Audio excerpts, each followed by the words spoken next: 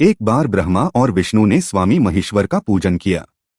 इससे प्रसन्न होकर भगवान शिव ने दोनों देवताओं से मुस्कुराकर कहा, पुत्रों, आज तुम्हारे द्वारा की गई पूजा से मैं बहुत प्रसन्न हूँ।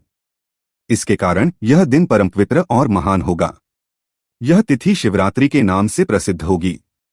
इस दिन जो मनुष्य मेरे लिंग अर्थात निराकार रूप की या मेरी मूर्ति अर्थात साकार रूप की दिन रात निराहार रहकर अपने शक्ति के अनुसार निश्चल भाव से यथोचित पूजा करेगा, वो मेरा परमप्रिय भक्त होगा। निरंतर मेरी पूजा करने पर जो फल मिलता है वो फल शिवरात्रि को मेरा पूजन करने मात्र से मनुष्य तत्काल प्राप्त कर लेता है। जैसे पूर्ण चंद्रमा का उदय समुद्र की विद्धि का अवसर है, उसी तरह शिवरात्रि की तिथि मेरे धर्म की विद्धि का समय है। मैं मार्गशीर्ष मास में आद्रा नक्षत्र से युक्त पूर्णमासी या प्रतिपदा को ज्योतिर्मय स्तंभ के रूप में प्रकट हुआ था।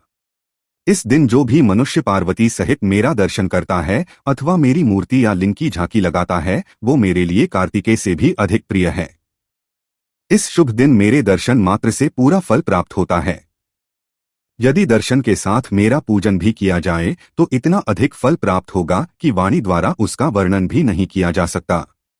लिंग रूप में प्रकट होकर मैं बहुत बड़ा हो गया था। लिंग के कारण यह भूतल लिंग स्थान के नाम से प्रसिद्ध हुआ।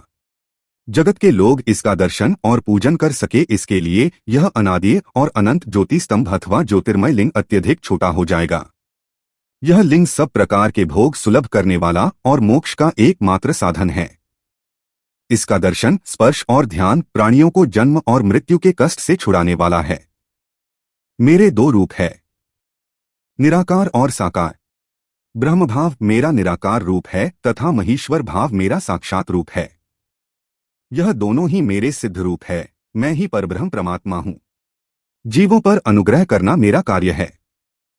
मैं जगत की वृद्धि करने वाला होने के कारण ब्रह्मा कहलाता हूँ। सर्ग से लेकर अनुग्रह तक जो जगत संबंधी 5 कृत्य हैं, वे सदा ही मेरे हैं। मेरी ब्रह्मा रूपता का बोध कराने के लिए पहले लिंग प्रकट हुआ, फिर अज्ञात ईश्वर का साक्षात्कार करने के लिए मैं जगदीश्वर रूप में प्रकट हो गया। मेरा सकल रूप मेरे ईश्वर का और निष्कल रूप मेरे ब्रह्म स्वरूप का बोध कराता है। मेरा लिंग मेरा स्वरूप है और मेरे सामीप्य को प्राप्ति करने वाला है।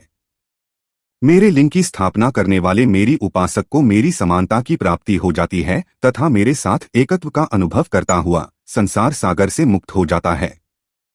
वह जीते जी परमानंद के अनुमति करता हुआ शरीर का त्याग कर शिवलोक को प्राप्त हो जाता है।